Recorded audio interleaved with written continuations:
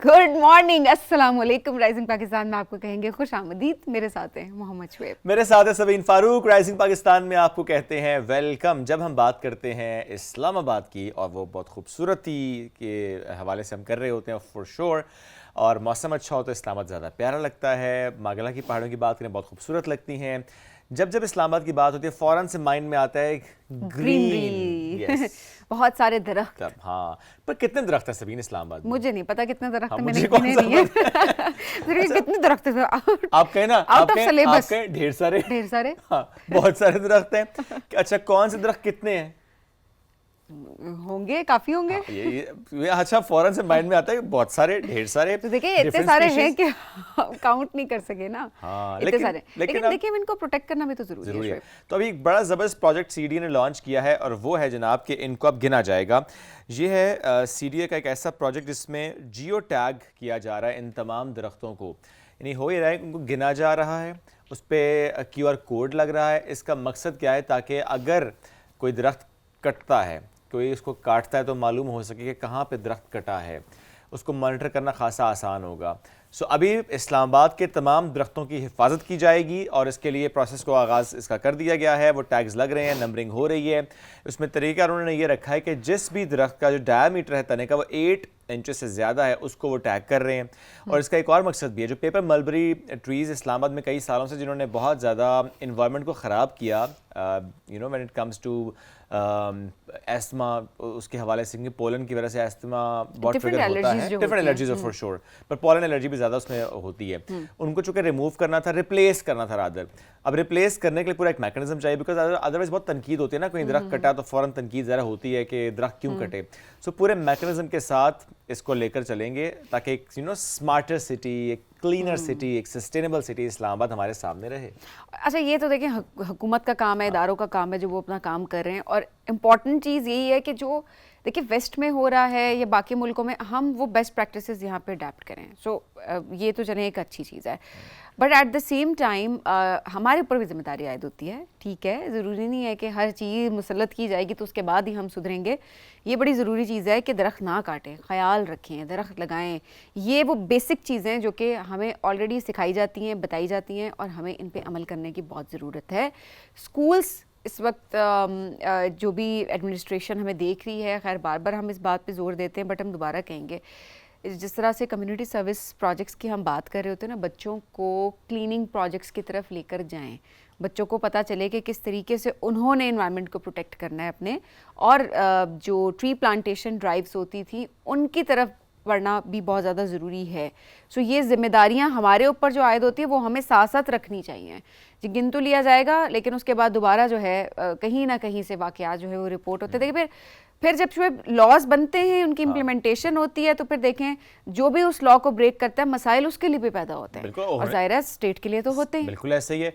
और ऐसे में सभी चूँकि पिछले कई महीनों से हम अगर देखें ना, क्योंकि जब हम अर्बन प्रोजेक्ट्स की बात कर रहे होते हैं और उसमें हम देखते हैं कि चूँकि डेवलपमेंट हो रही होती है, उसमें दरख्त कट रहे होते हैं।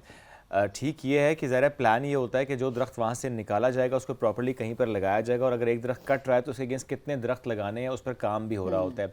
लेकिन चूँकि सवाल उठते हैं, और इसीलिए मैकेनिज्म इन प्लेस होना बहुत ज़्यादा इंपॉर्टेंट था कि अगर कोई अर्बन डेवलपमेंट हो रही है, कोई ऐसे प्रोजेक्ट्स आ रहे हैं, समटाइम्स जो सड़कें होती हैं उनको चौड़ा किया जा रहा होता है एज़ पर द रिक्वायरमेंट, तो फिर कितना इंपॉर्टेंट है ताकि आप डेटा के साथ सामने आए कि अच्छा ये दरख्त इतने थे, यहाँ पे ये स्पीशीज़ थी, उनको यहाँ से रिमूव किया गया और वहाँ पे इनको प्लेस किया गया, उस दरख्त के अगेंस्ट इतने दरख्त लगाए गए हैं, तो अभी सब कुछ सामने रहेगा इंशाल्लाह। तो ये एक अच्छा स्टेप है जो कि सीडी ने लिया है। लेट्स सी कि किस तरह से हम आगे बढ़ना पड़ता है। बड़ा अच्छा पॉइंट रेज किया कि जिम्मेदारी शहरियों की भी ज़्यादा है, कैसे उनकी कंट्रीब्यूशन इसमें, अगर आप देखें कोई दरख्त काटे तो फौरन रिपोर्ट करें। हम कोशिश ये भी करेंगे कि ज़रा मैनेजमेंट को भी यहाँ पे बुलाने की कोशिश करें, सीडीए से रिप्रेजेंटेटिव हमारे पास आए और हम ज़रा मजीद इस पे इलैबोरेट भी अगर करवा सके तो बहुत एब्सोल्युटली, व्हाई नॉट। अभी हम बढ़ते हैं आगे एक ब्रेक की तरफ। जब ब्रेक से वापस आएंगे तो हमारे गेस्ट साथ मौजूद होंगे, करेंगे उनसे बात उनकी एक्सपर्टीज से मुतालिक। स्टे विद अस, ये है राइजिंग पाकिस्तान।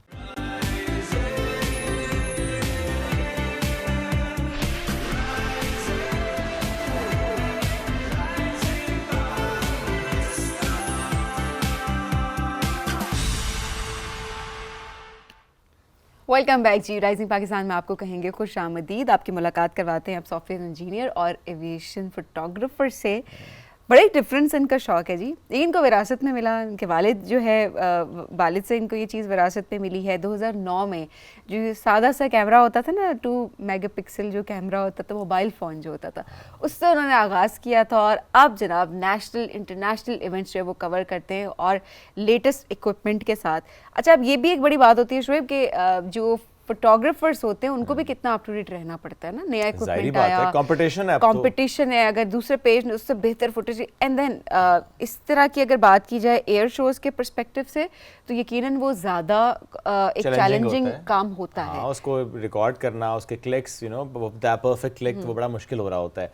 सो ये शौक सिर्फ फोटोग्राफी का था जो कि उन्होंने कन्वर्ट किया टुवर्ड्स दिस एविएशन फोटोग्राफी। आज हम इस पर भी उनसे बात करते हैं और किस किस शो में गए, क्या क्या कैप्चर किया और क्या महसूस करते हैं जब वो कैप्चर कर रहे होते हैं। Let's welcome him. Rana Suhaib is with us. अस्सलाम वालेकुम जी, कैसे हैं? वालेकुम सलाम, आप कैसे हैं? आप ज़बरदस्त जैकेट, बड़े मज़े किया आपने, वो एविएशन इंस्पायर्ड जैकेट है माशाल्लाह। ये एक फ्लाइंग जैकेट है। ओके। और इसके ऊपर जो पैचेस लगे हुए हैं, ये मेरा अपना एविएशन का पैच है, ये फोटोग्राफी का है।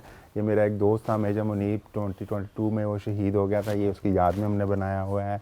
तो ये एविएशन से रिलेटेड चीज़ें हैं। आप वैसे एविएशन फोटोग्राफर तो हैं, लेकिन क्या एविएशन इंडस्ट्री में भी हैं? नहीं, मैं एविएशन इंडस्ट्री में नहीं, टोटली मैं एविएशन फोटोग्राफी है। सो 2009 से स्टार्ट किया आपने? जी बिल्कुल। मतलब एक होता है ना, बस जी कैमरा है, फोन है, स्टार्ट कर देते हैं, तो it was just like that, या नहीं आपने वालिद साहब को देखा हुआ था तो आपको शौक था? देखते हुए, पहले वो छोटे कैमरास होते थे रील वाले, वो उनसे चलते हुए फिर मेरे में वो शौक आया, भाई में था, फिर मेरे में आ गया, फिर Aahista Aahista point and shoot पे आए, फिर DSLR पे आया। 2015 से मैंने इसे प्रॉपर अडॉप्ट किया एविएशन फोटोग्राफी को।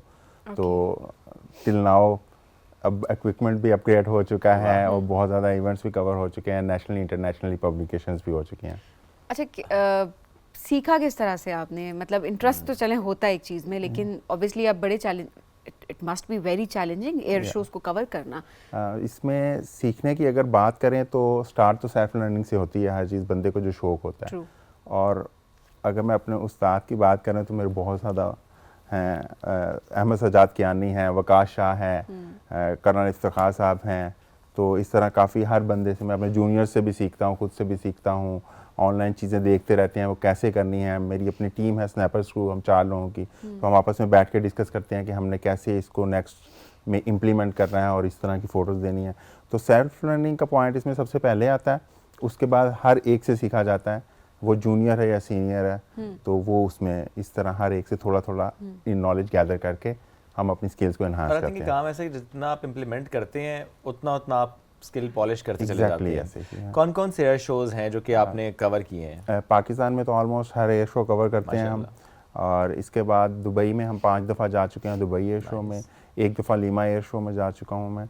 और अगर मैं अपनी टीम की बात करूँ तो हम Paris air show, Riyadh air show और इसके अलावा मल्टीपल छोटे बड़े एयर शो हम कवर कर चुके हैं। एयर शो का एयर शो, घूमना फिरना साथ साथ। मेरी जो टैग लाइन है वो यही है कि ए गाय who travel with his cameras। अरे वाह, यानी ट्रैवल भी है और कैमरा भी है, यानी ट्रैवल है, अपना एक्सपीरियंस भी है, लेकिन उसको कैप्चर भी करना है in your own particular and signature style, right? अब तो आपको आवाज़ ही बता देती होगी कि कौन सा जहाज़ है। एग्जैक्टली ऐसे ही है, एग्जैक्टली ऐसे ही है। अभी दुबई एयर शो में मैं गया था तो फरसान अल अमराती ने नया जहाज़ अडॉप्ट किया और आई वाज लाइक कि उन्होंने नहीं बताया हुआ था कि L15 उन्होंने अडॉप्ट कर लिए हैं। तो वो पीछे से जैसे ही आ रहे थे तो आई वाज लाइक दैट कि L15 आ रहा है। पता नहीं था कि L15 आएगा, लेकिन आवाज़ से पहचान लिया, पता चल जाता है। ज़ाहिर है अपना अरसे से आप लोग काम कर रहे हैं, आपको पता होता है कौन सी साउंड डिटरमिन कर रही है। ये अब जो पिक्चर्स हम साथ साथ डिस्प्ले कर रहे हैं, ये तो आई थिंक यहीं का ये अब जैसे ये थंडर की पिक्चर है, ये बड़ी यूनिक फोटो है कि ब्लॉक 3 ऊपर जा रहा है और सबके डिफरेंट एंगल्स हैं। इसमें तीनों ब्लॉक हैं। जो सबसे हमारे जिसकी टेल पे आर्ट वर्क है ये ब्लॉक 1 है और ब्लॉक 3 ऊपर जा रहा है, तो इसका मतलब ये बनता है कि ब्लॉक 3 इमर्ज कर रहा है और बाकी 2 उनको बाकी साइड से यूं निकल जाएंगे। Oh look at this, wow, very nice. This is एक्रेल। इस टाइम पाकिस्तान में मतलब अगर हम बात करें स्कर्दू, गिलगित और मतलब नॉर्थ से लेके साउथ तक ये सारे यूज हो रहे हैं। बट वो कितना मुश्किल मुझे लगता है इसको कैप्चर करना, या हमें देख के लग रहा है अगर वो इमेज हम दोबारा ला सकते हो? ये किस तरह से इसमें ये होता है कि हम समटाइम तो हम वेट करते हैं जहाज़ का कि ये इस पोजीशन पे आए और समटाइम हम शूट कर रहे होते हैं तो कोऑर्डिनेटेड शॉट होती है। ओके, सो वो जो अभी जिसकी शॉट की ज़मीन बात करिए, क्या वो आपने सोचा हुआ था पहले से? क्या you wanted to have that particular shot कि सूरज इस तरफ होगा और यू नो हेली आ रहा होगा, मैं शॉट ये सोचा हुआ था और बिल्कुल वेट कर रहे थे और फिर ये जहाज आया इसके सामने तो हमने फौरन मतलब प्रॉपर प्लान था, Proper क्योंकि plan। अक्सर ऐसे होता है ना, कुछ ऐसे इमेजेस कैप्चर हो जाते हैं बाय चांस ना। बाई चांस एविएशन में पाकिस्तान में बहुत मुश्किल होती है, क्योंकि हमारे यहाँ aviation photography as such implemented नहीं है, हमें सिक्योरिटी की वजह से भी सम प्रॉब्लम्स आते हैं, तो इस वजह से ये प्लान शॉट यहाँ पे कम आते क्यों, हैं। तो आप फिर छुप के फोटोग्राफी करते हैं? छुप के नहीं करते, अल्हम्दुलिल्लाह हमें काफ़ी जगह पे अलाउ भी है। Just asking. हाँ जी बिल्कुल, और कहीं पे छुप के भी करनी पड़ती है कहीं किसी ना हाई राइज पे खड़े हो के जब आपको पता Exactly। प्रैक्टिस चल रही होती है, स्पेशली जब किसी इवेंट की, उसमें शायद ज़्यादा मौका भी मिल जाता है आपको कि आप चेक कर लेते हैं, अच्छा अगर मुझे एक्चुअल डे पे करनी है तो किस टाइम पे, किस पर्टिकुलर सेकंड पे करनी चाहिए जब ये लाइट होगी एंड एवरीथिंग। एग्जैक्टली इसमें 3-4 चीज़ें आती हैं। सबसे पहली जो चीज़ है वो ये है कि आपकी उस मशीन से, जहाज़ से ना एक एफिलेशन होनी चाहिए, आपको पता होना चाहिए ये जहाज़ है क्या, फिर उसकी स्पीड है, उसका पाथ है, वो कहाँ से गुजरेगा, हम कहाँ खड़े होंगे, लाइट कहाँ अच्छी पड़ रही है, तो उसको मद्देनज़र रखते हुए फिर हम अपनी जगह भी डिसाइड करते हैं। और हम होता ये है कि हम फाइनल डे से पहले कुछ अच्छी शॉट्स ले लें, क्योंकि पब्लिकेशंस में भी जानी होती है, हमारी हर जगह जानी होती है। वाओ, हम तो जरा पिक्चर्स देख देख के मुझे लगता है कि आपको वैसे शाम में फोटोग्राफी ज़्यादा पसंद है। शाम में लाइट थोड़ी सॉफ्ट होती है, जहाज बिल्कुल क्या अच्छी कहते हैं, light, golden hour. Golden hour exactly, तो वो थोड़ा सा ज़्यादा सॉफ्ट लाइट। ये कहाँ की ये दुबई एयर शो की है। ओके, उसकी है जी। ओके, और इससे पहले जिस तरह हम देख रहे थे ना कि एक जहाज था, इट वाज लाइक इन्वर्टेड था, इन्वर्टेड वो, यस। तो कभी ऐसा हुआ कि ऐसी आपने फोटोग्राफी की हो कि उसके बाद जब फॉर श्योर सारे पिक्चर्स ही आपकी उसकी रीच अच्छी होती है, बट किसी की इतनी रीच होगी उसके बाद ना पायलट ने खुद ही बताया भाईजान इसमें मैं था। बहुत दफ़ा ऐसा होता है। ओके, बहुत दफ़ा ऐसा होता है, मोस्टली हमें पता भी होता है, Okay। नहीं भी पता होता तो जब वो पायलट के पास जाती है तो मैसेज आ जाता है कि यार ये फ़ोटो है, ये मेरी है, ये प्लीज़ मुझे पहुंचा दो। अरे वाह। तो मोस्टली हम तक पहुंच जाते हैं लोग कि यार मेरी फ़ोटो है, दे दो यार तो मुझे। पायलट से दोस्ती है आपकी? जी बिल्कुल, माशाल्लाह, अच्छा, ज़बरदस्त। ये एविएशन फोटोग्राफी में भी क्या कंपटीशन ज़्यादा है? बिकॉज हमने वेडिंग फोटोग्राफी जो आम रुझान हम देख रहे होते हैं उसमें बड़ा होता है ना, इक्विपमेंट ये, अब एडिटिंग टूल्स ये आ गए हैं तो फोटोग्राफर्स अप टू डेट रहते हैं। Exactly। एविएशन फोटोग्राफी इसका कितना स्कोप है पाकिस्तान में? पाकिस्तान में ऐसा चीज़ का बहुत ज़्यादा स्कोप नहीं है, और अगर हम एविएशन फोटोग्राफर्स को देखें तो टोटल 10 से 15 फोटोग्राफर्स हैं टॉप के। तो बिल्कुल हम आपस में कंपटीशन लेके चलते हैं, लेकिन बड़े अच्छे तरीके से कंपटीशन लेके चलते हैं। हम इकट्ठे बैठते हैं, बातें करते हैं, ये फ़ोटो तुम ऐसे लेते हैं, तो हमें लड़ाई झगड़े बहुत कम है। हम कम हैं तो हमारे लड़ाई झगड़े भी कम है, जितने ज़्यादा हो जाएं शायद उस वजह से ज़्यादा हो जाता है। हाँ, वो ट्रेंड बहुत ज़्यादा एक चल Exactly, पड़ता है ना, ऐसे फिर ही तो है। ज़ाहिर है फिर चीज़ें मुझे लगता है एडवांसमेंट की तरफ भी बहुत जल्दी जा रही जल्दी होती जल्दी हैं। जा रही वैसे ना किसी इवेंट पे आप जाए ना, स्पेशली हम न्यूज़ के पर्सपेक्टिव से अगर देखें तो तमाम चैनल्स के ना कैमरामैन लाइन से होते हैं, तो Exactly। अब हर एक को होता है कि यार मुझे वो स्पॉट मिले जहाँ से ना मेरा एक शॉट अच्छा बन जाए, तो समटाइम्स चीज़ें डिस्टर्ब हो भी जाती हैं। सो इन योर केस जब आपको पता है यार कि वो सेकंड्स की गेम है जिसमें आपने वो क्लिक लेना है, तो उसमें वो स्पॉट बड़ा इंपॉर्टेंट है आपके लिए, जहाँ से आपने सोचा हुआ है या जहाँ से पता है आपको कि फ़ोटो अच्छी आएगी, तो उसमें भी लड़ाई ना होना बड़ी अच्छी बात है। बिल्कुल ऐसे ही है। एक्चुअली जिस स्टेज पे हम हैं, मेरी टीम है स्नैपर्स क्रू, हम 4 लोगों को टीम, पाकिस्तान में एक ही एविएशन फोटोग्राफी की टीम है। हम लोगों का मकसद ही ये है कि हम चारों डिफरेंट एंगल्स पे खड़े हों। मेरे से फ़ोटो नहीं आती तो वकाश शाह ले सकता है, हसान ले सकता है, उमर ले सकता है, तो हम मिलके इसको लेके चलते हैं ताकि हम अच्छी से अच्छी फ़ोटो ले सकें। जो अब टाइम है कि 23 मार्च आएगी, एयर शो हो रहा है, तो हर जिसको एविएशन फोटोग्राफर भी आएगा और नॉर्मल फोटोग्राफर भी आएगा फ़ोटो लेने, लेकिन डिफरेंस तब आता है जब हमारी फ़ोटो एक यूनिक एंगल के साथ सामने आती है। सही बात है। तो वो एक हो या 10 हो, लेकिन वो सबसे यूनिक होती है। क्या आप भी बचपन में कहते थे कि बड़ा होकर पायलट बनूंगा? एग्जैक्टली ऐसे ही है। लेकिन समहाउ होता है ना कि आप, क्योंकि जहाज़ों से शौक बता देता है कि आप बचपन से ख्वाहिश होती है, फिर जाहिर है कि आप देखते हैं अच्छा नहीं हो कि fine, if not pilot why not to do this, why not capture shots. Aviation photography में एक तो शौक है, दूसरा ये भी है कि कंट्री को सर्व करना। जब हम लाइक मेरी पब्लिकेशन काफ़ी हो चुकी हैं, और जब मेरी हर एयर शो के बाद पब्लिकेशन जाती है और 1 या 2 पेजेस पे पाकिस्तान के जहाज़ लगे होते हैं, तो ये हमारे लिए नहीं, हमारी कंट्री की प्रेजेंटेशन होती है कि हमारे कंट्री के जहाज़ पूरी दुनिया देख रही है। ये जज्बा होना भी बड़ा ज़रूरी है। टीम किस तरह बनाई आपने? टीम इस तरह बनाई, काफ़ी अरसे से फोटोग्राफी कर रहे थे, तो दोस्त थे, तो अलग अलग काम करने से बेहतर ये है कि जाना हर जगह इकट्ठे होता था, तो क्यों ना टीम बना के चला जाए। तो हम बैठे इकट्ठे, अपनी एक्सपर्टीज़ तीनों चारों की डिफरेंट है, तो फिर हमने कहा कि हम टीम बना के काम करते हैं। अब स्ट्रांग हो जाता है इंसान। एग्जैक्टली। एक जहाज़ के 4 साइड्स होती हैं, तो एटलीस्ट 2 कवर करना ज़रूरी है, तो इसलिए हमने टीम बनाई। ओके अच्छा, शौक की हद तक तो ठीक है। अब देखें जैसे वेडिंग फोटोग्राफी या इवन ट्रैवल फोटोग्राफी या फॉर दैट मैटर न्यूज़ के पर्सपेक्टिव से हम देख लें, ज़ाहिर है उसमें एक फाइनेंशियल चीज़ अटैच होती है कि आप काम कर रहे होते हैं, आपको मॉनेटरी टर्म से फ़ायदा हो रहा होता है। इन योर केस क्या ये सिर्फ शौक होता है या जो पब्लिकेशंस होती हैं वो it's a good source of income as well? अगर मैं पाकिस्तान की बात करूं तो हमारी आर्म फोर्सेस के लिए मेरी सर्विसेज ऑलवेज फ्री हैं। बिल्कुल ठीक है। ठीक है, और मैं बाहर एयर शोज़ पे भी जाता हूं तो कुछ इस तरह हमें अर्निंग नहीं होती, लेकिन हम अपना शौक लेके चल रहे हैं तो हम खुद इन्वेस्ट करते हैं, फ़ोटोज़ लेते हैं। समटाइम इंटरनेशनल पब्लिकेशन होती है जिससे हमें कुछ अमाउंट आ जाती है, लेकिन वो इतनी इनफ नहीं होती कि हम कह सके कि हमारा इसमें शौक पूरा हो रहा है सब कुछ है।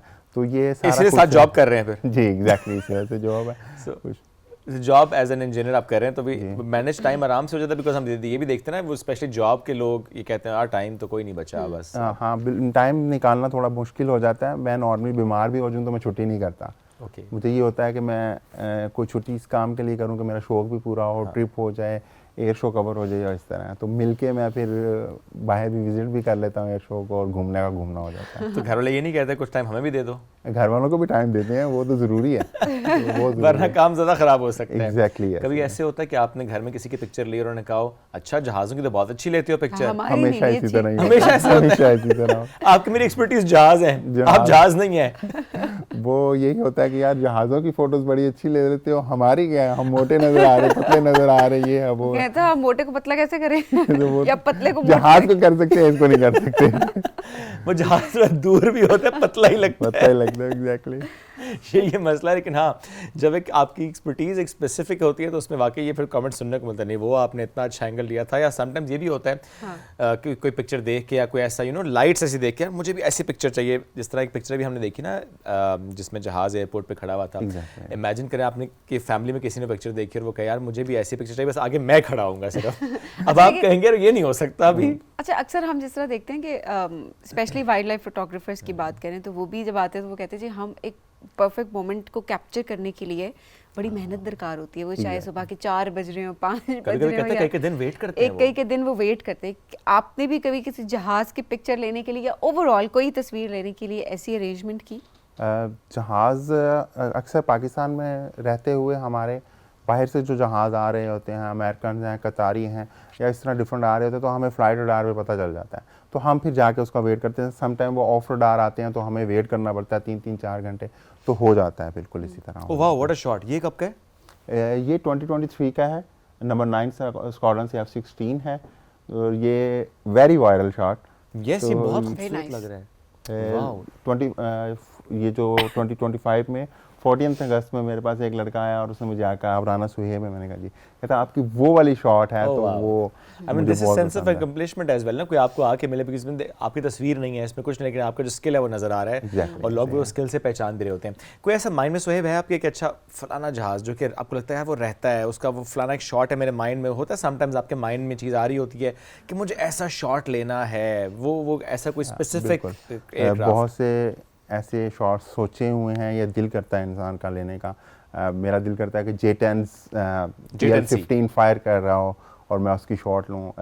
Z10 मी हमने नया इक्विप किया है, वो फायरिंग कर रहा हो, मतलब एक्शन में फ़ोटोज़ लेने का हमारा दिल करता है, क्योंकि एयर शोज़ में या नॉर्मली हमें एक्शन में नहीं मिलता।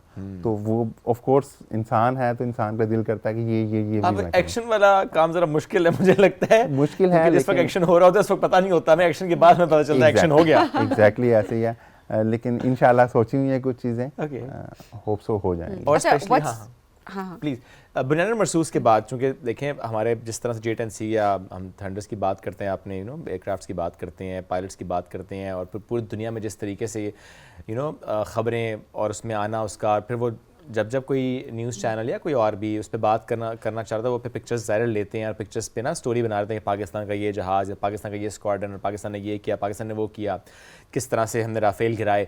सो लोग उसको पिक्चर्स को इस्तेमाल करते हैं। आपकी पिक्चर्स फॉर श्योर उस टाइम बहुत ज़्यादा यूज़ होती हैं। लोग लोगोस भी हटा देते हैं, इस्तेमाल भी करते हैं, क्योंकि पाकिस्तान में कॉपीराइट का कंसेप्ट बहुत कम है, तो बिल्कुल लोग इस्तेमाल करते हैं। स्ट्राइक भेज दिया करें। स्ट्राइक भेजते हैं, कोशिश करते हैं, लेकिन ये है कि वो फ़ोटो जिस लेवल पे यूज़ हो रही होती है वो पाकिस्तान के मकसद के लिए यूज़ हो रही होती है। ऐसे ही है। तो उस वक्त फिर स्ट्राइक भेजना बेहतर नहीं होता। वो हम एक जंग लड़ रहे होते हैं, 5th जनरेशन वॉर चल रही होती है। और तो देखें हम उस फिर जंग में फिर एक आपकी भी कंट्रीब्यूशन है कि आपका जो Exactly, फोटोग्राफी थी वो इस्तेमाल हुई ना, लोग पूरी दुनिया तक पैगाम पहुंचा, कहते ये हैं है हर पाकिस्तान के हर जहाज। पाकिस्तानी की कंट्रीब्यूशन रही Absolutely, है in थ्रू आउट। his- देखिए आप सोशल मीडिया पे कोई मैसेज अपलोड किसी ने किया, किसी ने, बिकॉज देखिए ये एक डिजिटल दौर में भी हम रह रहे हैं, Yes. तो वहाँ पर भी बहुत अच्छे तरीके से अपने मुल्क को डिफेंड करना, बल्कि फैक्ट्स बताना, मैं तो ये बात कहूँगी, क्योंकि इतनी जो एक डिजिटल वॉर और इतनी मिस इन्फॉर्मेशन और किस तरीके की चीज़ें हमने देखी थी थ्रू आउट, उसको भी तो डील करना था, उसको भी तो केटर करना था, तो वो हर पाकिस्तानी ने बहुत अच्छे तरीके से निभाया। सो बहुत शुक्रिया प्रोग्राम में ज्वाइन करने के लिए, बड़ा अच्छा आपका काम, एंड आई एम श्योर आप जो जहाज अभी आपने टारगेट किए हुए हैं उनको भी आप Action. बहुत जल्दी जहाज जो एक्शन में हो। एग्जैक्टली वो भी आप कैप्चर करेंगे। हम बढ़ेंगे एक ब्रेक की जानिब, स्टे विद अस।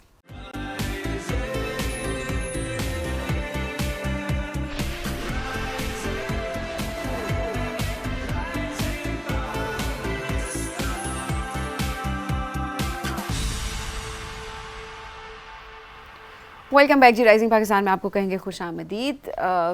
जो हमारी यंग जनरेशन है बड़े बड़े काम करिए जी और इसकी मिसाल जो है वो हमारे शो में बहुत ज़्यादा मिलती है, क्योंकि हम ऐसे स्टूडेंट्स को, ऐसे यंगस्टर्स को अपने प्लेटफॉर्म पे यहाँ पर ज़रूर बुला रहे होते हैं जो कुछ नया करते हैं। अब कुछ चीज़ें जो है वो इंटरनेशनली हम देख रहे होते हैं, प्रैक्टिस हो रही होती है, लेकिन हम यहाँ पे कहते हैं कि अच्छा हमारे लिए कोई ऐसी चीज़ें ऑर्गेनाइज़ की जाएँ। एक बहुत ज़बरदस्त इवेंट जिसके बारे में हम बात करेंगे, जिसमें इंटरनेशनल टैक्सेशन के ऊपर जो है वो मूट कोर्ट, इसका मुकाबले का इनेकाद किया गया इस्लामाबाद में, इससे पहले और शहरों में भी किया गया। अच्छा, इसमें जो इंटरनेशनल टैक्सेशन था उसके हवाले से किस तरीके से लोग, जो स्टूडेंट्स थे, लॉ स्टूडेंट्स यूनिवर्सिटी के, लॉ कॉलेजेस के, उन्होंने पार्टिसिपेट किया, उसके हवाले से आर्ग्यू किया, and then it was a competition. कौन जीता, क्या हुआ, किस तरीके से ऑर्गेनाइज़ किया गया, इस पर हम बात ज़रूर करेंगे। इससे पहले आपको ज़रूर बताएं कि 30 टीम्स जो थी पूरे पाकिस्तान से, लॉ यूनिवर्सिटीज़ एंड कॉलेजेस से, उन्होंने इसमें पार्टिसिपेट किया था। और देखिए ये बड़ी ज़बरदस्त एक स्ट्रॉन्ग प्लेटफॉर्म होता है जहाँ पर फिक्शनल जो है वो केसेस होते हैं, या ऑलमोस्ट रियल केसेस भी अगर हों तो उस बारे में एक प्रॉपर प्रैक्टिस के तौर पर ये प्लेटफॉर्म जो है वो स्टूडेंट्स को प्रोवाइड किया यानी लॉयर्स या ये जो लॉ के स्टूडेंट्स होते हैं वो बता सकते हैं कैसे आपने अपनी महारत का इजहार वहाँ पर करना है, उसको कैसे आसानी के साथ बताना है। इस मौजू पे आज हम बात करेंगे जिसने इसको ऑर्गेनाइज़ किया। बासुर रशीद अब्बासी पाकिस्तान की काम तरीन प्राइवेट मोट कोर्ट कंपटीशन ऑर्गेनाइजर हैं, उनको वेलकम करते हैं। अस्सलाम वालेकुम जी, कैसे हैं? वालेकुम अस्सलाम, thank you for having me. क्या एज है आपकी? I just turn 22। Okay, very young माशाल्लाह। इससे पहले कराची में किया था आप लोगों ने, राइट? और अभी जो आपने किया ये आपने थोड़ा सा एक बड़े लेवल पे किया in collaboration with the government, right? जजेस भी थे सुप्रीम कोर्ट के प्रॉब्ली इसमें? We had 2 sitting judges of the Supreme Court of Pakistan. They adjudicated those rounds, and then our chief guest and guest of honor. Great, थोड़ा सा अब इसको explain करते हैं जी, क्या है ये मोट कोर्ट?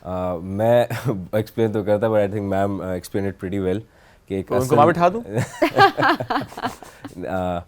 बेसिकली एक असल कोर्ट की सिमुलेशन बनती है, एक असल हम लॉस पे केस बनाते हैं, एंड देन उसमें बच्चे आते हैं, and then they argue for and against it, and then lawyers and in this instant judges of the Supreme Court sit and adjudicate those rounds. तो एक असल अदालत कैसे चलती है, हाई कोर्ट में कैसे प्रैक्टिस होती है, सुप्रीम कोर्ट में कैसे प्रैक्टिस होती है, हम बच्चों को इससे इंट्रोड्यूस कराते हैं quite young in their careers before even they actually enter their career. So when they enter their careers they know what to do, what not to do, how to act, how not to act. So this is something that we plan on doing. And we've been doing it. Usually institutions के साथ होता था, and usually institutions कराते थे. Okay. तो मेरी company, we are the first private organizers of this. And Pakistan में पहली दफ़ा हमने प्राइवेट कंपटीशन ये कराया था, and हम उसको गवर्नमेंट के साथ हमने दिस टाइम कोलैबोरेट किया है with the federal tax ombudsman of Pakistan. क्योंकि इस दफ़ा हमने जो जुरिस्डिक्शन बनाई थी किसी कोर्ट की नहीं थी, but rather the president house of Pakistan. Okay, cases जो हैं टैक्स के वो अपील में प्रेसिडेंट हाउस ऑफ पाकिस्तान जाते हैं, प्रेसिडेंसी के ऑफिसर्स भी उसको सुनते हैं. तो कोर्ट्स पे इतना बर्डन होता है, इसकी वजह से ये एक पूरा गवर्नमेंट ने एक अलग बॉडी बनाई थी, federal tax ombudsman of Pakistan, जिसमें टैक्स के मैटर्स रिलेटेड टू FBR उधर जाते हैं एंड उन पर डिसीजन होते हैं. एंड अगर उनके किसी को अपील करनी होती है तो प्रेसिडेंट हाउस जाता है. तो हमने बच्चों को ये भी रास्ता दिखाया था कि ये भी एक अपेलेट फोरम है, ये भी रेमेडी लेने का तरीका है. ये बात तो हमें भी नहीं पता थी. नहीं, मामला प्रेसिडेंट हाउस चले जाते हैं जी. जितने भी हमारे ओम्बुड्समैन बने हुए हैं, ओम्बुड्समैन बेसिकली बने इसलिए हैं ताकि हमारे कोर्ट्स का प्रेशर कम हो. तो उसकी अपील जो है वो सिर्फ प्रेसिडेंट हाउस ऑफ पाकिस्तान जाती है। प्रेसिडेंसी के जो ऑफिसर्स हैं they hear those cases and decide on what to do and what not to do. तो बच्चों को इसकी तरफ लाना, इसकी इन्फॉर्मेशन देना, तो this is the first time that this is happened in Pakistan. मुझे अपना बच्चा महसूस हुआ यहाँ पे, क्योंकि बाकी सबको पता था, मुझे नहीं पता था कि इतनी सारी चीज़ होती है, आपको पता होती है, हमें नहीं पता होती। It's okay, this is how we learn. अच्छा, ऐसे में कंपटीशन किस तरीके से था? बिकॉज 30 टीम्स, कौन सी टीम जीती? क्या शहर वाइज आप लोगों ने टीम्स बनाई थी या क्या था? So basically what we did was we made a case on हमारे एक फॉरेन डिप्लोमेट थे, हमने फिक्शनल केस बनाया pertaining to real laws, and then हमने वो केस बना के हमने भेजा throughout law universities and colleges throughout the country. अब उसमें 30 different law universities registered their teams for our event. So we had 8 teams from Karachi, 10 teams from Islamabad, 5 from Peshawar, 5 from Quetta, 5-6 from Lahore, and those institutions came and then उनको मिला कि you're either the petitioner or you're the respondent, and then they argued for the petitioner and the respondent, and करते करते 2 qualify की in the final, and then उनको जज किया 2 supreme court के ऑनरेबल जस्टिसेस ने। सो ये कंपटीशन ऐसे हुआ था कि 30 different universities from the country came and be. Okay, तो क्या इसमें आप लोगों ने खुद डिसाइड करवाया था कि अच्छा you are the respondent and you are the complainant, right? ऐसे था, डिसाइड आपने किया था? या उन्होंने चूज किया? इनिशियली फर्स्ट राउंड पे हम डिसाइड करते हैं ना, उसके बाद कॉइन टॉस होता है, जिसको जो मिल जाए टू इंश्योर ट्रांसपेरेंसी। जिसको जो मिलेगा उसने अपनी प्रिपरेशन उसके हिसाब से करनी है। वो दोनों के हिसाब से करते हैं, वो दोनों के हिसाब से करके आते हैं, एंड इन द स्पॉट उनको पता चलता है ये कि क्या बात हुई वैसे? नहीं, मैं वैसे बात करी हूँ कि देखिए जब पहले पता हो तो आप ज्यादा ग्रिप आपकी उस तरफ होती है ना, और आप उसी लिहाज से सीख के आ रहे होते हैं। वो डबल सीख के आते हैं। वो डबल सीख के। अच्छा, लेकिन देखिए ये भी जरूरी है शुएब, क्योंकि देखिए अगर आप जिस भी साइड पे हैं आपको दूसरी साइड का भी पता होगा, आपके पास एक कंप्लीट नॉलेज है इस हवाले से, एंड देन आप उस तरीके से प्रेजेंट कर सकेंगे अपने केस को। Exactly, because when you standing in court you don't know what's going to happen, तो you need to be prepared for the worst possible outcome, right? And इससे बच्चों की नॉलेज भी बहुत होती है कि एक वन ट्रैक माइंडसेट नहीं होता, यू नो व्हाट टू से, इसका रिप्लाई क्या है, इस पे अगला क्या बोल सकता है, and that's the essence of being a lawyer, that you are prepared for everything that is about to happen. अच्छा, जो केसेस थे वो भी आप लोगों ने रियल केसेस उठाए थे या वो भी बस फर्जी केसेस थे? नहीं, हमने हमारा पूरा जो केस था वो असल इवेंट से इंस्पायर होके बना था। अच्छा जी, सो दैट इट के बच्चों को भी मज़ा आए, थोड़ी रेलेवेंस मिले, थोड़ा सा उनको नॉलेज भी आया असल इश्यूज़ पे, एंड पता चले कि जो चीज़ें ऑन द फेस ऑफ हमें लगती हैं कि फेस पे कि ये हैं कि उनकी असल लीगैलिटीज़ क्या हैं, कि तो हमने उस हिसाब से उसको क्या केस पे किया था जी? हम डिस्कस कर सकते हैं वो केस? अच्छा, रहने दे, मेरा ख्याल है। अच्छा, तो जजेस जो थे उनका क्या रिस्पांस है सुप्रीम कोर्ट के जजेस के बारे में? Because obviously they are professionals and young लोगों को, यंग अपकमिंग जो हमारे लॉयर्स हैं उनको देखकर क्या उनके क्या एक्सप्रेशंस थे, क्या रिस्पांस था? I think they were very happy, क्योंकि जिस हम ये करवाते आ रहे हैं एंड जिस कॉन्फिडेंस से अब बच्चे आगे आ रहे हैं, जिस कॉन्फिडेंस से बच्चों का डिमीनर बन रहा है, जिस तरीके से बच्चे आर्ग्यू कर रहे हैं, how well they are articulated, it speaks very well, it speaks volumes कि how far this fraternity has come.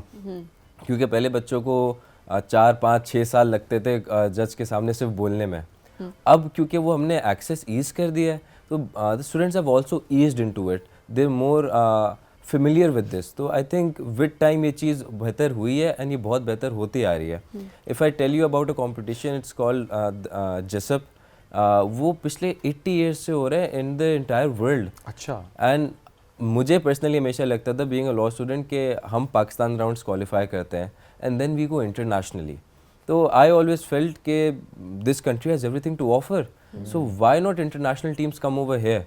So that's the crux of our spirit, and that's what we want to do, that we want to make Pakistan a global leader in this thing, that institutions and international teams, they come to Pakistan and also understand how well we operate, how well we work, because everything is provided for in our country, we just need to find the pathways for it. Absolutely जी। और ऐसे में जितने भी universities and colleges के students वो सब आए, आपने उन्होंने इन्जॉय कितना किया इस इवेंट को? सीखने के पर्सपेक्टिव से बड़ा इन्जॉय भी इंसान कर रहा होता है ना। एक तो वो है जिसको जो टीम है ज़ाहिर है वो पार्टिसिपेट कर रहा है, वो एंड तक पहुंचा है, फाइनल राउंड तक, लेकिन बाकी लोग भी जो वहाँ पे मौजूद होते हैं वो भी सीख रहे होते हैं। बॉन्डिंग बड़ी अच्छी हो जाती है ना टीम्स की आपस में भी। इसमें सबसे अच्छी चीज़ ये, the legal fraternity is all based on contacts, हर कोई एक दूसरे को जानता है। तो जब इतनी छोटी उम्र से कि बच्चे कॉन्टैक्ट्स बनाते रहेंगे, एक दूसरे को जानते रहेंगे, this really helps them out, and this really paves their path in a more better manner. And furthermore हमने थोड़ा ये भी किया था कि हमारे हर राउंड के बाद जो भी एडजुडिकेटर्स आते थे वो बच्चों को फीडबैक देते थे, तुम यहाँ पे बेहतर कर सकते हो, यहाँ पे तुम लैक करते हो, ये तुम्हारी स्ट्रॉन्ग पॉइंट है, ये तुम्हारी कमज़ोरी है. एंड उसके बाद हमने थोड़ा बच्चों के लिए सोशल नाइट, बॉन फायर, हमने थोड़ा ऐसे भी एक नाइट लगा ली थी, so that everyone enjoys and has a good time, कि काम के साथ थोड़ी सी हंसी मजाक भी हो जाए. कोई लड़ाई शड़ाई तो नहीं हुई? नहीं, अभी तक नहीं हुई. अभी प्रैक्टिसिंग फेज में इंसान जब होता है तो जाहिर है जब आर्गुमेंट्स हो रहे होते हैं, सामने से आ रहे होते हैं, तो कहीं ना कहीं पारा हाई हो जाता है. तो कोई ऐसी सिचुएशन तो नहीं हुई जहाँ पर इस तरह नहीं, से मामला एक्चुअली होती है, क्योंकि ऑब्वियसली बच्चे हैं, हम लोग भी हैं, हर किसी की ईगो हर्ट होती है जब जज किसी को बोल रहा होता है तुम यहाँ पे सही नहीं हो, दूसरा काउंसिल जो है वो आपके आर्ग्यूमेंट्स को रिबट कर रहा होता है. But that is the essence, that you need to control your emotions, you need to keep a poker face, you need to not show what you're feeling. So उसकी जो तैयारी होती है बच्चे वो बहुत पहले से करके आते हैं. तो अभी तक कोई लड़ाई तो नहीं हुई है, and अल्लाह करे आगे भी ना हो. कराची में भी नहीं हुई थी और इधर भी नहीं हुई, इस्लामाबाद में नहीं. चले अब ज़्यादा ज़रूरी है कि आगे तो बिल्कुल ना हो. आगे ना हो. कहाँ पे अब मजीद करवाने का इरादा है? अब इंशाल्लाह हम लोग लाहौर देखेंगे, सही. वरना we are aiming कि we take this international and call international teams to Pakistan इंशाल्लाह next time around. इंशाल्लाह ये बड़ा ज़रूरी भी है. जेन जी क्योंकि ज़्यादा देखें अब आ रही है ना, जब हम नई जनरेशन्स की बात करते हैं तो how do they see particularly this profession, lawyers? I think everyone is very spirited. Everyone sees everything in black and white. हमारी नई जनरेशन को what I believe मसला ये that most of the people, not all of them, but most don't try to look deep into things. वो see the thing on its face value and then accept it. तो बच्चों में सब्र नहीं है, ना बच्चों में पेशेंस है. तो आई बिलीव ये जो एक्टिविटीज़ हैं एंड ये जो प्रोफेशन है ये बच्चों में पेशेंस लाता है, क्योंकि this is it's not sprint, it's a marathon. तो I believe learning about this, working in this and participating in such competitions will really humble you. It will really put things into perspective के भाई जैसा दिख रहा है वैसा नहीं है, आप थोड़ी और मेहनत करें, थोड़ी और रिसर्च करें, तब आपको पता चलेगा कि असल स्टोरी क्या है. And I think our younger generation needs this a lot. और इसमें एक चीज़ और भी है, क्योंकि जब भी किसी भी हम हाई प्रोफाइल केस की बात करते हैं उसमें हम यही देखते हैं कि वो जो टॉप वकील होते हैं ना मुल्क के, वो हमें उस केस में नज़र आ रहे होते हैं. सो ऐसे में नए लोग पार्ट तो होते हैं उन टीम्स का, हम ये भी देखते हैं उसका पार्ट होते हैं, वो सीख के आहिस्ता आहिस्ता ग्रो करते हैं. हाँ, लीड उस तरह से नहीं कर रहे होते. क्या ट्रस्ट कर लिया जाता है एक यंग वकील पे एक बड़े केस में, जी केस बड़ा है और वो जो क्लाइंट है वो एकदम देखे हैं अच्छा वेरी यंग लॉयर, तो वो यकीन कर लेता है, ट्रस्ट करता है? Sir credibility, I told you, word of mouth, वो तो फिर एक्सपीरियंस से आएगी ना. एक्सपीरियंस से आती है, जब तक ग्रे हेयर ना हो जाए. नहीं sir, I don't think that. So I think हमारे पास बहुत यंग सुप्रीम कोर्ट एडवोकेट्स हैं एंड जो बहुत अच्छा काम कर रहे हैं. तो आई बिलीव आपकी क्रेडिबिलिटी आपकी पर्सनालिटी से, आपकी डिमीनर से, how you interact with others, how you respect your elders, how well you read a case, how well you learn it, how well you argue. तो ये छोटी छोटी चीज़ें बहुत मैटर करती हैं, that compile and then give you the edge ahead of other people. The biggest misconception is that we think that law means justice when it does not. Law means equality, that everyone is put on the same pedestal. अच्छा, इसमें एक चीज़ और भी जो कि perception है, देखें हम वो परसेप्शन आपके सामने रखेंगे ताकि आप उस पर अपना एक ओपिनियन दे सकें. लॉयर्स के बारे में परसेप्शन है कि वो कभी नहीं चाहेगा केस ख़त्म हो, वो चाहेगा केस लंबा चले, वो चाहेगा कि मुझे डेट पे डेट मिले, वो चाहेगा बस ये केस चलता रहे. ये स्पेशली हमने फैमिली केसेस में देखा है, फैमिली कोर्ट्स में सुलह होते हुए नज़र भी आ रही हो. तो लॉयर्स नहीं चाहते कि सुलह हो जाए, वो चाहते हैं केस चले, प्रोलॉन्ग चले, चूँकि वो चलेगा तो वो चलेंगे. व्हाट डू यू थिंक कि ये जो एक परसेप्शन है, किस तरह से आप इस पर काम कर रहे हैं और ये कितनी दुरुस्त परसेप्शन है और कितना ज़रूरी है कि हम इस पर काम करें? सर ये लॉयर पे परसेप्शन, ये तो क्लाइंट्स पे है ना. बिकॉज अगर किसी का केस वीक है तो वो तो लॉयर को यही बोलेगा भाई आप केस चलाते रहो, आप केस चलाते रहो. तो यहाँ पे भी डिपेंड्स के लॉयर्स के हैंड्स टाइड है, बिकॉज उनको भी अपनी रोज़ी रोटी कमानी है. एंड उसके बाद अगर आपका केस चलता जा रहा है तो ये क्लाइंट की वजह से चलता जा रहा है.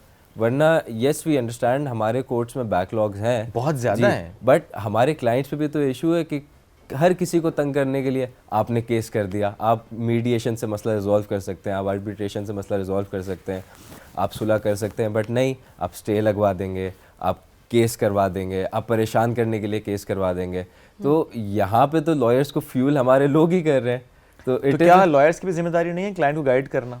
सर, लॉयर की जिम्मेदारी है to help their client to the very best. वो चाहे सही है गलत है, जाहिर है वो तो काम करेंगे। To help their client the very do best. लोग हैं, एक ने तो गलत होना ही है ना। एनीहाउ, आपका क्या गोल है अभी जिंदगी में? What's next? What's next? What's your mood? जी। Mood court. I want to do something for this country. I believe that is the essence of being a true Pakistani.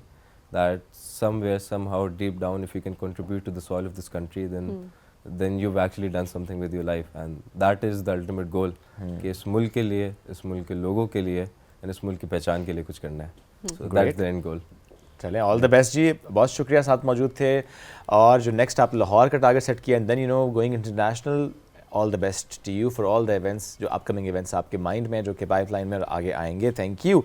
हम बढ़ेंगे नाज़रीन एक ब्रेक की जानिब। जब ब्रेक से वापस आएंगे तो एक और बड़ा ज़बरदस्त मौज़ू इस पर हमें डिस्कशन करनी है, और वो है प्री रमज़ान तैयारी किस तरह से हमें करनी है। करेंगे बात ब्रेक के बाद।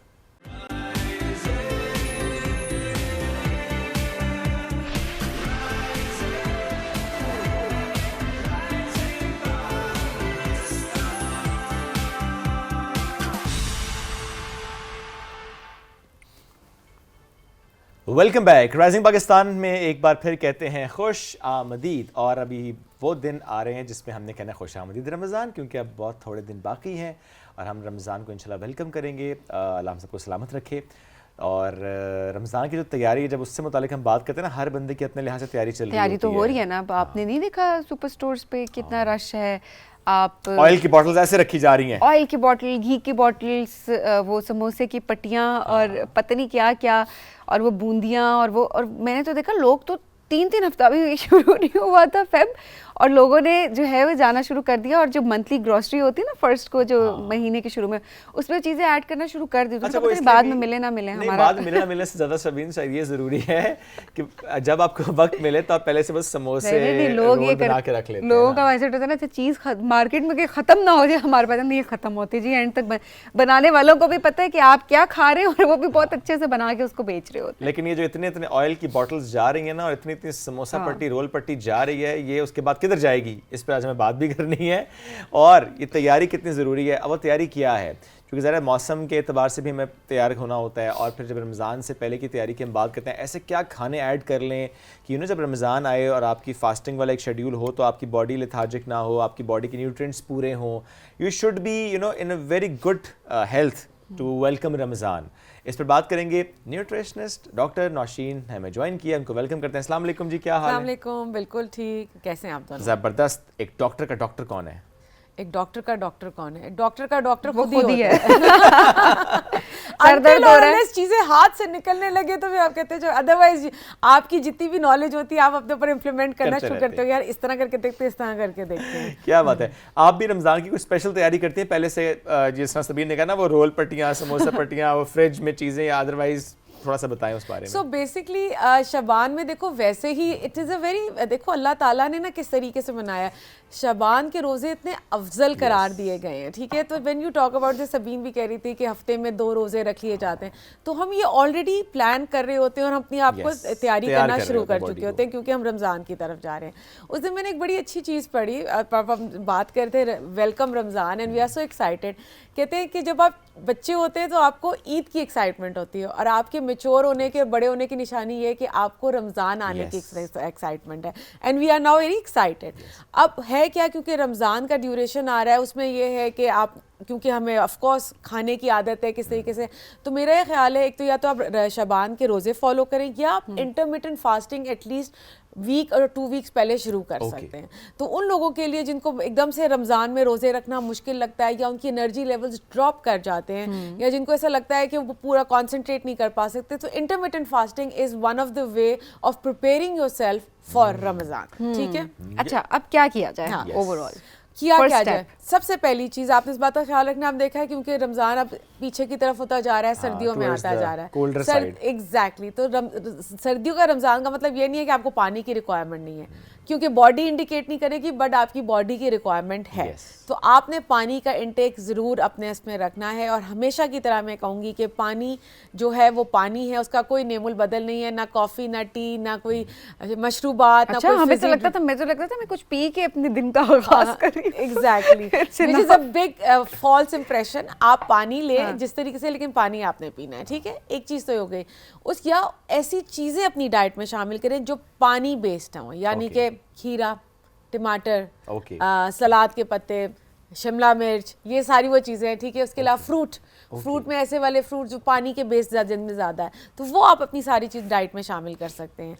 और आपने बहुत ज़्यादा तली ऑयल की बात हो रही थी, देखो essence of Ramzan should not go away. Yes. Being a doctor and nutritionist, I don't say कि जी पकोड़े ना खाएं या रोल पट्टी, जो बात थी एसेंस है, एक एक्साइटमेंट है, घर में तैयारियां हो रही होती हैं, करें ज़रूर करें, बट अब उसको लेने का तरीका, अब बहुत सारी चीज़ें आ गई हैं। आप चाहें तो उसको आप हल्का सा स्टर फ्राई भी कर सकते हैं, एयर फ्राइज अब हर कीमत में अवेलेबल करें हैं, उसको। बहुत महंगी चीज़ें, आप उसको उस तरीके से भी करें और इतदाल में इस्तेमाल करें, तो वाई नॉट, यू बिल्कुल कैन ऐसे ही। एंजॉय और उसको आप ले सकते हैं। अच्छा, और ऐसे में जब हम पानी की बात करते हैं, ज़रा आपने कहा ये चीज़ें खाएं जिसमें आपको ना पानी मिल रहा होता Exactly. है, ऐसे कौन से फूड्स हैं जो ज़िंदगी में हम ऐड करें जो कि फिर वाटर रिटेंशन की वाली बात भी, बिकॉज अक्सर ये होता है ना कि आप डायरेटिक भी होती हैं बहुत सी चीज़ें जिसमें पानी निकल रहा होता है बॉडी का, सो कौन से ऐसे फूड्स ऐड करें जो कि बॉडी के अंदर ना पानी को थोड़ा रखें? अच्छा, इसमें जो सबसे पहली चीज़ है वो ये है कि आप तुख्म तुख्मलंगा, जो बेजल सीड्स हैं, चिया है। सीड्स हैं, वो आप ज़रूर भिगो के पानी में रख लें गिलास, और वो आपने कंज्यूम कर लिए, क्योंकि वो अपने साइज से 10 टाइम्स बिगर हो जाता है, पानी अब्जॉर्ब करते हैं। जब आप लेते हैं तो वो आहिस्ता आहिस्ता उससे पानी रिलीज़ होता रहता है और आपकी रिक्वायरमेंट पूरी होती रहती है। कॉम्प्लेक्स कार्बोहाइड्रेट्स हम कहते हैं, यानी कि चक्की का आटा हो गया, चीज़ हो गई, ये भी पानी को, अगर आप पानी रिटेन करता है, आप इन चीज़ों में भी कर सकते हैं।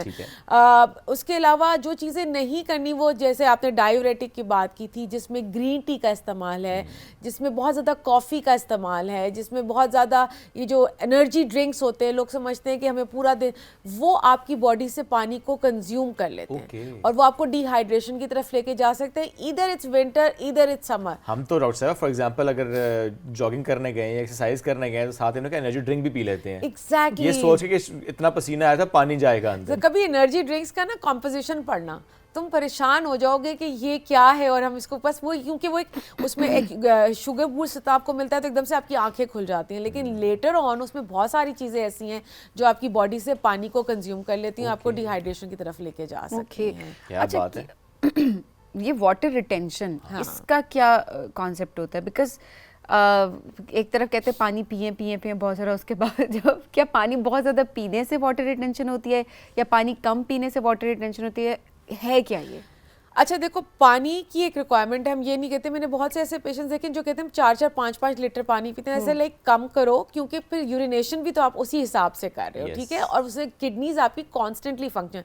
सो एक healthy intake is around 10 to 12 glasses of water, that's it, ठीक है। एक दिन में 10 से 12 ग्लास, 10 से 12 ग्लास आराम से पी सकते हो।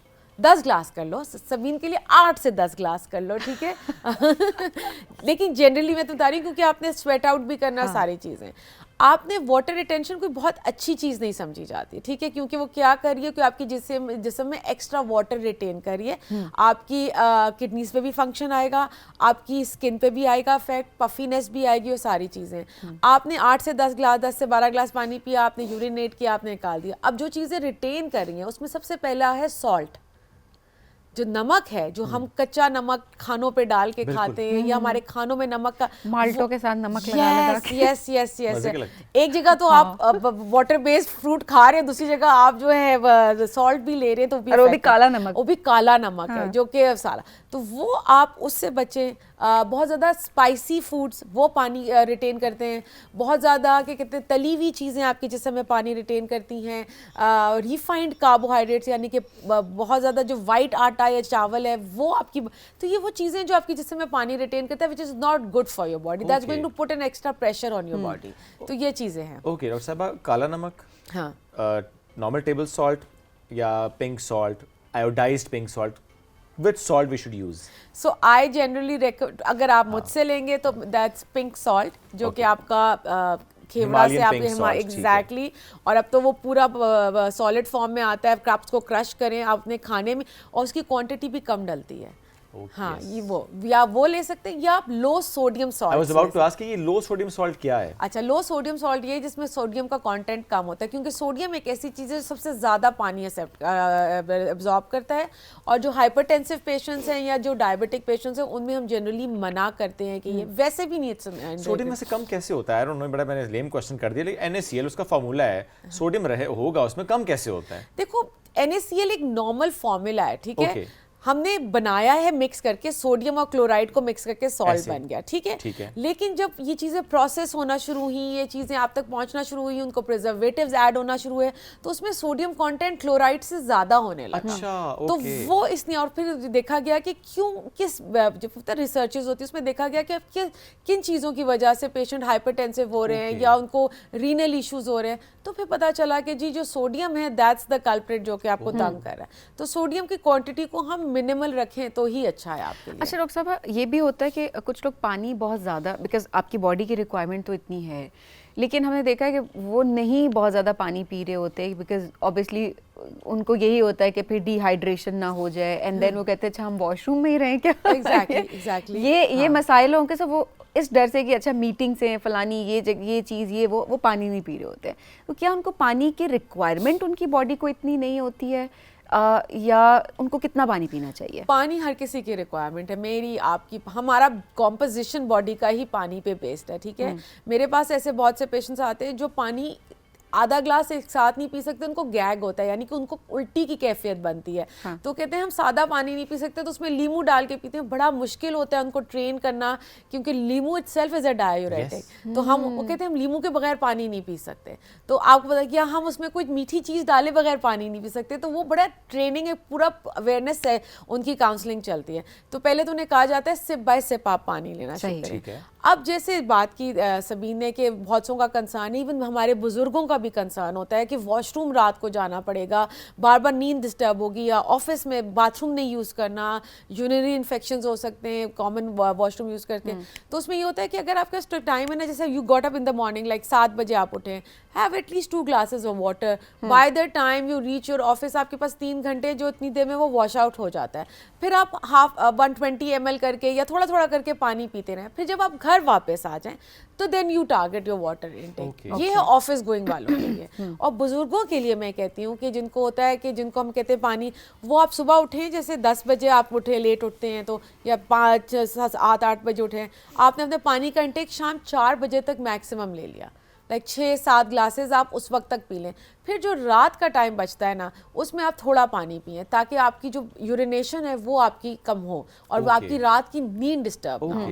तो पानी का इंटेक भी पूरा हो गया और बार बार पेशेंट को उठना भी नहीं पड़ रहा बार बार वॉशरूम जाने के लिए। हम तो पानी तब पीते हैं जब हमें प्यास लगती है। हाँ, उसके अलावा तो यही तो बात है ना, ये तो असल मसला है हमारा। यही तो हमारा असल मसला है। मैं तो कहती हूँ रिमाइंडर डाल लो। ये जो फोन है जिसमें इतना कुछ हम कर रहे होते हैं, हमसे पहले वो जो बता रहे थे कि मीडिया और ये, तो ये इसमें अगर रिमाइंडर भी हम डाल लेना तो सीरियसली वाटर रिमाइंडर्स, अब तो you know smart watches, smartphone reminders आ जाते हैं। वी हैव माशाल्लाह नमाज का रिमाइंडर, वी हैव आवर जो हमारे task reminders, why not water का रिमाइंडर, पानी का रिमाइंडर डालो। अच्छा, लेकिन इसमें डॉक्टर साहब ये भी कहा जाता है कि पानी जो आपने कहा ना, अच्छा ऑफिस गोइंग है तो इस तरह पानी कंज्यूम करें, अगर यू नो सीनियर सिटीजन है तो ऐसे। अब कुछ लोग ये करते हैं बस ये पानी पीना तो ढेर सारा पानी एक दफ़ा पी लिया और कहा बस हमारा काम हो गया पूरे दिन का। That's wrong approach. Again wrong approach ना। उसमें यही है कि फिर आप इतना ही उसी स्पीड पे यूरिनेट करेंगे आप। ये तो इसीलिए कहते हैं हर चीज़ को बैलेंस दिन में डिवाइड कर लें, क्योंकि देखो माइंड ऐसा तो नहीं ना कि सिर्फ सुबह काम करेगा जिस वक्त, माइंड तो पूरा दिन काम कर रहा है, बॉडी पूरा दिन काम कर रही है। आप वॉक पे जा रहे हैं, आप ऑफिस में काम कर रहे हैं, आप एक्सरसाइज कर रहे हैं, आप बात कर रहे हैं, इस वक्त पानी की कंजम्पशन हो रही है। तो आपने उसको किस तरीके से बैलेंस आउट करना है।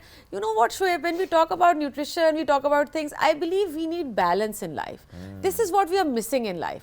हम किसी भी चीज को या तो इस एक्सट्रीम पे रखेंगे, एक्सट्रीमिस्ट है, खाना तो ढेर सारा खाना है, नहीं खाना तो भूखा रहना है। बीच का कोई रास्ता ही नहीं है। पोर्शन कंट्रोल की तो पूरा दिन पोर्शन कंट्रोल कैसे शुरू है, देखिए पूरा दिन जो है वो भूखे रह रहे होते हैं, फिर उसके बाद इतना बड़ा मील, एग्जैक्टली, क्योंकि आपकी बॉडी खाना मांग रही है, वो तो इतना ही खाना खाएगी। फिर तो बात तो एक ही है। कि आप पूरा दिन इतना इतना खाएं, या तो ये थोड़ी कहते हैं आपका स्टमक है, अगर आप सुबह से मुट्ठी बनाओ ना, ये हमारा स्टमक है। हाँ।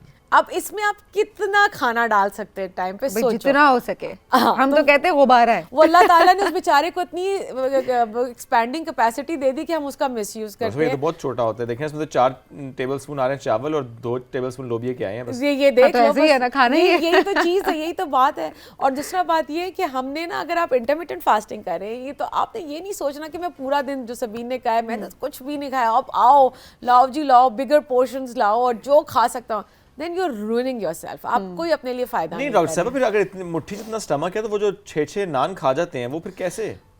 इसको आप देखो, मैंने आपको बताया ना, ये बलून का वाली इसकी कैपेसिटी। अच्छा, उनके गुब्बारे होते हैं। ये उनके गुब्बारे नहीं होते, हम सबका हो सकता है, इसको सिर्फ एक्सपैंड करने की देर है। नहीं तो फिर जो इधर होता है वो फिर इधर भी आना शुरू हो जाता है। इधर होता है, फिर और इधर कुछ आता है लोगों ना। का बिल्कुल कमर से जुड़ा होता है, तो सारी चीजें, जैसे शोएब का कमर से जुड़ा हुआ है। अल्हम्दुलिल्लाह। नहीं, हम सब स्मार्ट है माशाल्लाह। Of course you are, माशाल्लाह you are, लेकिन ये अल्लाह ताला ने उसको कैपेसिटी इतनी दी है, आपने उसको किस तरीके से यूज करना है, यूटिलाइज करना है, उसका आपने यूज करना है या मिस यूज करना है, ये वो आप पे डिपेंड करता है। आप पे डिपेंड करता है। अच्छा, डायबिटिक पेशेंट्स वो किस तरह से अभी से रमजान की तैयारी शुरू कर दें? बहुत मसाइल होते हैं उनको। यस, बिल्कुल। अच्छा देखिए, डायबिटिक पेशेंट्स का एक बात याद रखिएगा, अल्लाह ताला ने आपको छूट दी है। I am sure the Ramzan essence is a big thing जिसको हम बहुत इंजॉय करते हैं, लेकिन अगर आपकी डायबिटीज़ कंट्रोल में नहीं है, इस प्लेटफॉर्म से मैं कहूँगी आप अपना रोज़ा स्किप कर सकते हैं अपने डॉक्टर से डिस्कस करके, क्योंकि अगर मेडिकेशन अगर आप मिस कर रहे हैं और आपकी ब्लड शुगर लेवल्स बहुत फ्लक्चुएट कर रहे हैं, then of course not. Secondly, the ones who are managing the blood sugar levels, अच्छा चल रहा है, आपने दवा अपनी उसी तरीके से लेनी है सहरी के बाद और अफ्तारी के बाद, या आपने उसमें रखना है, लेकिन साथ में आपने अपने ब्लड शुगर मॉनिटर करते रहना है ताकि आपको पता हो कि क्या है। आपके डायबिटिक लोगों के खाने में रोटी, गंदम का इस्तेमाल या दलिया, इस तरह की चीज़ ज़रूर होनी चाहिए, चाहे वो सहरी है या वो अफ्तार है। प्रोटीन्स हर तरह के, अंडा, मछली, चिकन, दालें, ये चीज़ें ज़रूर रखें। फ्रूट लीजिए, आप सहरी में फ्रूट ज़रूर लें, वो आपको पूरा दिन एनर्जी देगा, आपके ब्लड शुगर लेवल्स को ड्रॉप नहीं होने देगा। और डायबिटिक लोगों से मेरी एक रिक्वेस्ट है, जब आप अपना रोज़ा खोलें तो आप बहुत मीठे ड्रिंक से रोज़ा नहीं खोलेंगे, क्योंकि इंसुलिन स्पाइक आएगी तो शुगर उतनी ही बढ़ती चली जाएगी। सो वो चीज़ें हैं, इंजॉय करें। दोनों कैटेगरीज हैं, the ones who are maintaining their blood sugar levels वो उसको करें, और जो नहीं कर रहे वो ज़रूर अपने डॉक्टर से मशवरा करें, क्योंकि फिर उसमें अगर आप एक पेशेंट हाइपो में चला जाए ना सबीन, तो 3 से 4 दिन लगते हैं बॉडी को वापस अपना रिकवर करने के लिए, तो वो फिर एक खतरनाक अमल भी हो सकता है। ऐसे ही है। वैसे और कौन सी ऐसी कंडीशंस होती हैं जिसमें आप ये राय देती हैं कि रमज़ान आपकी बॉडी को रीसेट कर सकता है, अगर आपने एक अच्छी रूटीन रखी, जैसे PCOS या for that matter insulin resistance या कोई और चीज़, जिसमें आप गाइड कर सकती हैं अपने पेशेंट्स को कि रमज़ान ने आपको एक अपॉर्चुनिटी दे दी है? एब्सोल्युटली। सबसे पहले तो रमज़ान ने आपको अपॉर्चुनिटी दी है इन्फ्लेमेशन कम करने की। इन्फ्लेमेशन हर चीज़ को अफेक्ट करती है, चाहे वो हार्मोनल इम्बैलेंस है, चाहे वो डायबिटीज़ है, चाहे वो थायराइड इश्यूज़ है, चाहे वो डिप्रेशन है। तो सबसे पहली चीज़ रमज़ान तो हमें इन्फ्लेमेशन कम कर रहा है, ठीक है, तो आपने ज़रूर आप करेंगे। उसके बाद आपकी बॉडी को डिटॉक्सिफाई कर रहा है। So the Ramzan is about detoxifying your soul and your body, physically, दो सारी चीज़ें। आपकी ईटिंग हैबिट्स, बड़े आप माइंडफुल ईटिंग करने लगते हैं, आपको समझ आने लगती है कि मैं नाश्ते में क्या खा रहा हूँ, सहरी में क्या खा रहा हूँ। उसके अलावा आप फिज़िकली एक्टिव होना शुरू होते हैं, एंड सबसे ज़्यादा मेरा ख्याल है कि आप हैप्पी हार्मोन्स एंजॉय करते हैं विद रमज़ान, सारी चीज़ें। Very true. वो जो लोग चिक पीस यानी चने भी बॉयल करके रख देंगे, लोबिया भी बॉयल करके रख देंगे, ताकि उसमें सिर्फ मिक्स करें और खाएं, ये जो हम बॉयल करके फ्रीज कर देते हैं, क्या उससे उसकी न्यूट्रिएंट वैल्यू कम होती है?